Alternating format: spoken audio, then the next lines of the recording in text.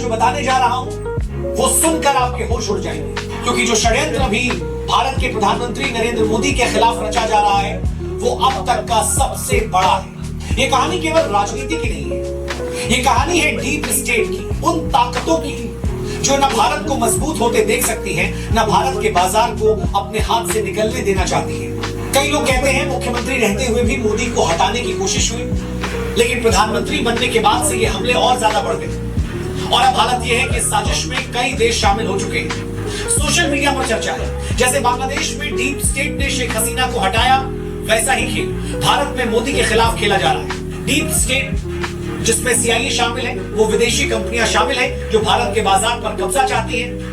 और हैरानी की बात, अमेरिकी राष्ट्रपति डोनाल्ड ट्रंप भी इस खेल का हिस्सा बताए जा रहे हैं। सवाल ये है, क्यों डीप स्टेट चाहता है कि मोदी जाए? क्यों भारतीय विपक्ष ट्रंप की भाषा बोलने लगा है? क्या भारत में भी बांग्लादेश जैसा बवाल खड़ा होने वाला है?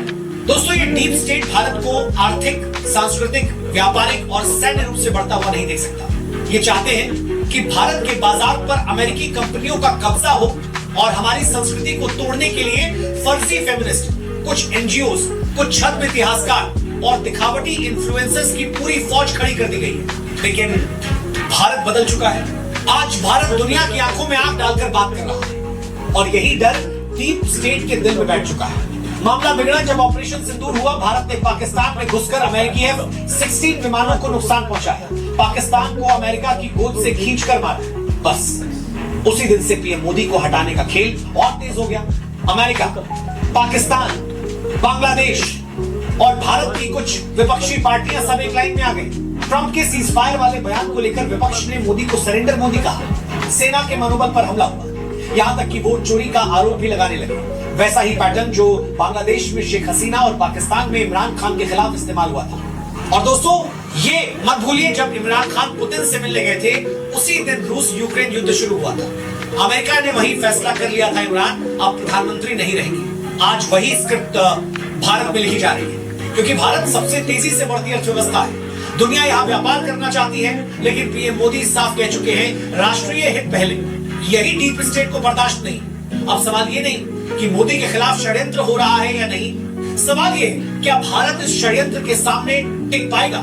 डीप स्टेट का एजेंडा साफ है, भारत को कमजोर करना, भारत के बाजार पर कब्जा करना और भारत के राजनीतिक नेतृत्व को अपने हिसाब से बदलना। लेकिन अब आपको यह समझना होगा, डीप स्टेट चलता कैसे है। ये सीधे सीधे हमला नहीं करता, ये आपकी ही धरती पर आपकी ही राजनीति और आपके ही मीडिया को अपने हथियार की तरह इस्तेमाल करता है। सबसे पहले वो विपक्षी पार्टियों को नैरेटिव देता है, फिर इंटरनेशनल मीडिया उसी नैरेटिव को उठाकर ग्लोबल लेवल पर फैलाता है, और तीसरा, सोशल मीडिया पर हजारों बॉट अकाउंट्स उस नैरेटिव को हर वक्त घुमाते हैं ताकि आपको लगे, अरे सब यही बोल रहे हैं तो सच ही होगा।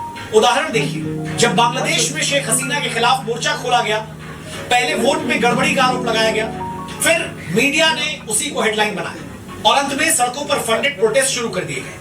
नतीजा, शेख हसीना को देश छोड़ना पड़ा। अब वही कॉपी पेस्ट स्क्रिप्ट भारत में लागू हो रही है। आपने देखा होगा, अचानक सोशल मीडिया पर वोट चोरी, डिक्टेटर जैसे हैशटैग ट्रेंड करने लगे। अचानक विदेशी पत्रकार भारत के चुनाव पर सवाल उठाने लगे। अचानक कुछ इन्फ्लुएंसर्स जो कल तक कुकिंग वीडियो बना रहे थे, वो भी लोकतंत्र बचाओ पर लेक्चर देने लगे। और दोस्तों, सबसे खतरनाक हिस्सा अभी बाकी है। रिपोर्ट्स के मुताबिक डीप स्टेट भारत के अंदर आर्थिक अस्थिरता पैदा करने की कोशिश करेगा। मतलब स्टॉक मार्केट में शॉर्ट सेलिंग, रुपए को गिराने के लिए विदेशी फंड्स का इस्तेमाल और जरूरी सामान की सप्लाई चेन में बाधा डालना। क्यों? ताकि महंगाई बढ़े, लोग नाराज हो और चुनाव में माहौल बदल जाए। लेकिन दोस्तों, पीएम मोदी भी ये सब जानते हैं। उन्होंने खुद कहा था, मैं जानता हूं कि व्यक्तिगत रूप से मुझे बड़ी कीमत चुकानी पड़ेगी, लेकिन मैं इसके लिए तैयार हूं। और अब खेल अगले लेवल पर जाने वाला है। सूत्र बताते हैं, डीप स्टेट अगले 6 महीनों में भारत के खिलाफ एक मल्टी फ्रंट अटैक प्लान कर रहा है। राजनीतिक मोर्चा, आर्थिक मोर्चा, सांस्कृतिक मोर्चा और मीडिया मोर्चा, सब एक साथ। सवाल है, क्या भारत इसके लिए तैयार है? और क्या हम ये लड़ाई सिर्फ दूर बैठकर देख सकते हैं, या अब हमें भी मैदान में उतरना होगा? डीप स्टेट जानता है, अगर पीएम मोदी को सत्ता से हटाना है तो जनता का भरोसा तोड़ना होगा। इसके लिए उन्होंने भारत के विपक्षी दलों को 3 तरह के टूल्स दिए। नैरेटिव शिफ्ट, ताकि हर घटना का दोष सीधे मोदी पर जाए। अंतरराष्ट्रीय दबाव, विदेशी नेताओं और संस्थाओं से बयान दिलवाना कि भारत में लोकतंत्र खतरे में, सड़क आंदोलन, बड़े शहरों में अचानक फंडेड प्रोटेस्ट करवाना ताकि मीडिया में तस्वीरें जाएं और माहौल खराब हो।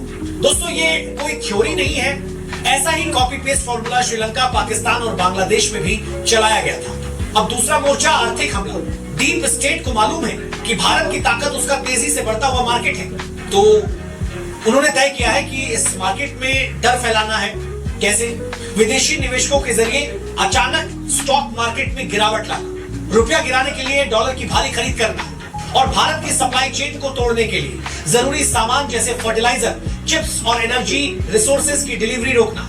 इसका असर सीधा आपकी जेब पर पड़ेगा, महंगाई बढ़ेगी, नौकरी घटेगी और लोग गुस्से में आएंगे। यही तो डीप स्टेट चाहता है, आर्थिक दर्द को राजनीतिक गुस्से में बदलना। तीसरा मोर्चा, सांस्कृतिक और सोशल हमला। दोस्तों, डीप स्टेट सिर्फ बंदूक से नहीं, दिमाग से भी लड़ता है।